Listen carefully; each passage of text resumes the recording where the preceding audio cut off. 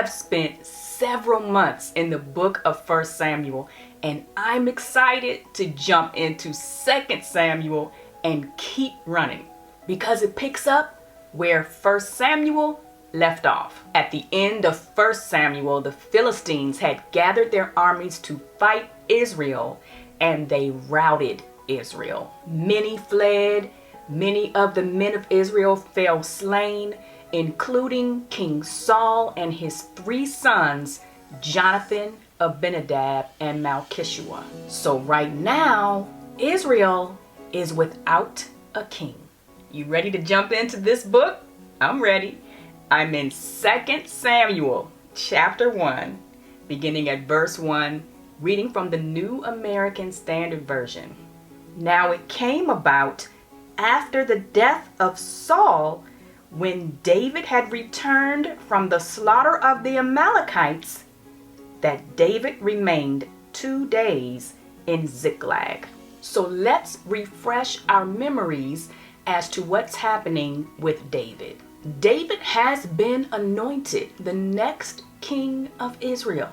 He was anointed by God a while ago through the prophet Samuel. He has spent years on the run from King Saul, who actively tried to kill him. For more than a year, he's been in the territory of the Philistines, where he went to escape Saul. So we remember that David got into that sticky situation with Achish, king of the Philistines, where Achish said, "Hey David, you and your men are coming to fight with us against your people Israel."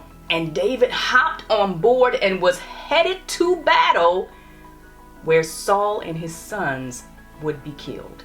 But God sovereignly intervened, sent David back to Ziklag, where he had been staying. And when they returned to Ziklag, they found the city had been burned and their loved ones taken by the Amalekites. David and his men pursued. God gave them the victory so that they were able to defeat the Amalekites and rescue all of their loved ones. This was all happening about the same time as the battle between the Philistines and Israel. So this is where we are as 2 Samuel opens, only 2 days since the slaughter of the Amalekites. Continuing verse 2, on the 3rd day, behold, a man came out of the camp from Saul, with his clothes torn and dust on his head. And it came about when he came to David that he fell to the ground and prostrated himself. Then David said to him, "From where do you come?" And he said to him, "I have escaped from the camp of Israel." David said to him, "How did things go? Please tell me."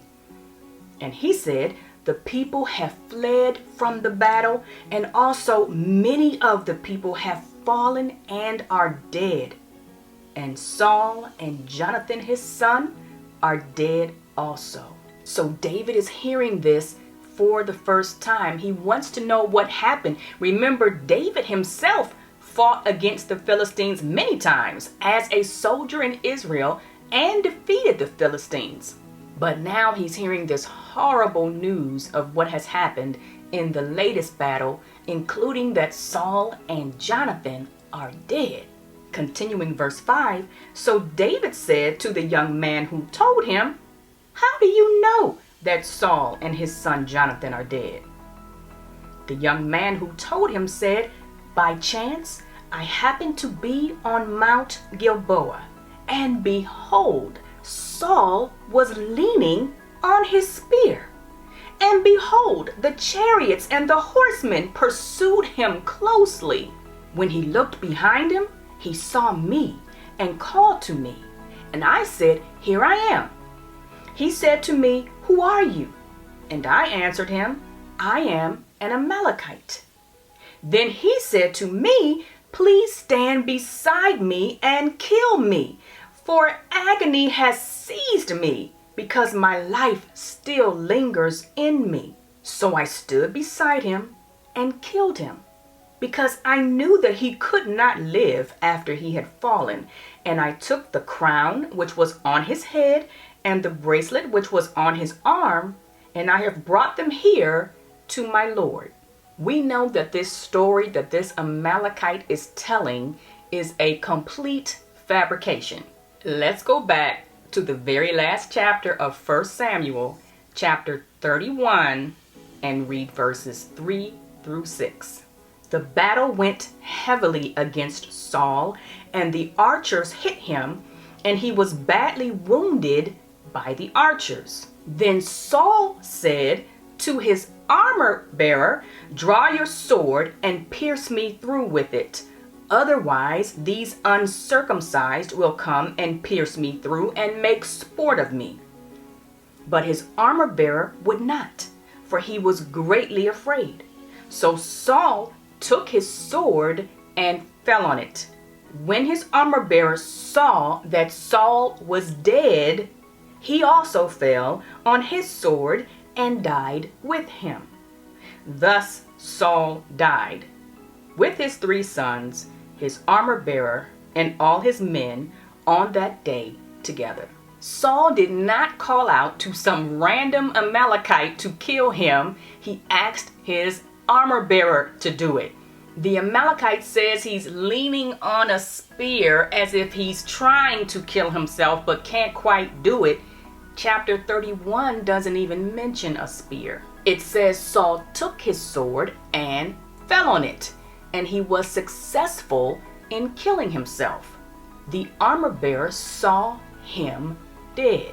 So what's the deal with this Amalekite and this made-up story? Somehow he knows that David is to be the next king of Israel. He even knows where to find David, over in Ziklag. He's very reverential, falling before David, prostrating himself, calling him Lord. He wants to find favor with the next king of Israel, and the way to do that in his mind is to bring him the news that King Saul and his heir to the throne, Jonathan, are dead. After all, they were the only people standing in the way of David taking the throne. Surely David will be happy with this news. This Amalekite was clearly one of the first to come upon those slain in battle. Chapter 31 said the Philistines came to strip the slain the next day. So this Amalekite got there first. He was able to pick among the spoils, and he even got Saul's royal crown and bracelet and brings it to David, the next king. I can just see this man standing there waiting for David to let out a cheer of celebration like the Wizard of Oz, ding dong, the witch is dead. This man does not know David. Continuing verse 11, "Then David took hold of his clothes and tore them, and so also did all the men who were with him. They mourned and wept and fasted until evening for Saul and his son Jonathan, and for the people of the Lord and the house of Israel, because they had fallen by the sword." David said to the young man who told him, "Where are you from?" And he answered, "I am the son of an alien, an Amalekite."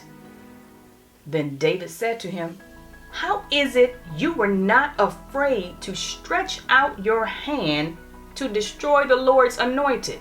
And David called one of the young men and said, "Go, cut him down." So he struck him, and he died. David said to him, "Your blood is on your head, for your mouth has testified against you, saying, 'I have killed the Lord's anointed.'" Not the response this Amalekite envisioned at all. And it probably didn't help that David had just slaughtered some Amalekites who had stolen their loved ones. David has always had a reverential fear and respect for Saul as God's anointed. Despite Saul's relentless pursuit of David to kill him, David refused to kill Saul when given the chance. David said he would not stretch out his hand against the Lord's anointed, and he would not let any of his men do so. And interesting that Saul had asked his armor bearer to do it, and the armor bearer refused because he was afraid. It seems he had a holy fear of killing the Lord's anointed as well. So for this Amalekite to tell David that he had killed the king of Israel, whether Saul had asked him or not, only got him a death sentence with David. David does not play, does he? How is it you were not afraid? Cut him down. Let's just look at David's character for a minute. Again, he has spent years on the run from Saul.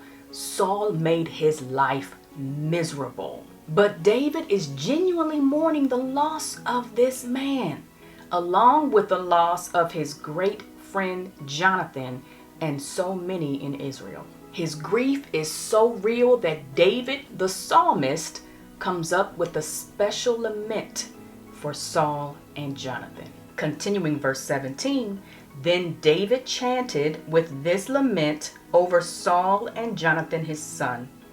And he told them to teach the sons of Judah the song of the bow. Behold, it is written in the book of Jasher. Your beauty, O Israel, is slain on your high places.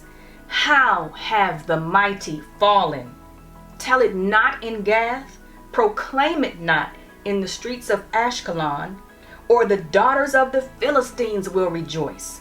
The daughters of the uncircumcised will exult. And we know the Philistines were rejoicing. 1 Samuel 31:9 says the Philistines cut off Saul's head, stripped off his weapons, and sent them throughout the land of the Philistines to carry the good news to the house of their idols and to their people.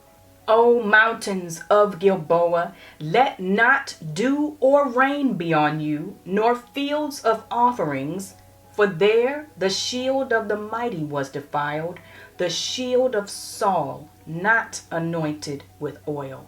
From the blood of the slain, from the fat of the mighty, the bow of Jonathan did not turn back, and the sword of Saul did not return empty. Saul and Jonathan, beloved and pleasant in their life, and in their death they were not parted. They were swifter than eagles, they were stronger than lions. O daughters of Israel, weep over Saul, who clothed you luxuriously in scarlet, who put ornaments of gold on your apparel. Again, this is a testament to David's character, that he chooses to remember Saul in this way and to have others remember Saul this way. David said to teach this to the sons of Judah. That's David's tribe. David could have wanted to secure their loyalty to him by reminding them of Saul's treachery against David. But David isn't holding a grudge or using this to get some sort of advantage. He's giving the king high honor and respect as he mourns. Continuing verse 25, how have the mighty fallen in the midst of the battle? Jonathan is slain on your high places. I am distressed for you, my brother Jonathan. You have been very pleasant to me. Your love to me was more wonderful than the love of women. How have the mighty fallen and the weapons of war perished? The lament turns to first person as David speaks personally about Jonathan. As we went through 1 Samuel, we talked about their bond. The way Jonathan stood with David against his own father, warned David that Saul wanted to kill him and helped him escape. Found David in the wilderness to encourage him that he would one day be king.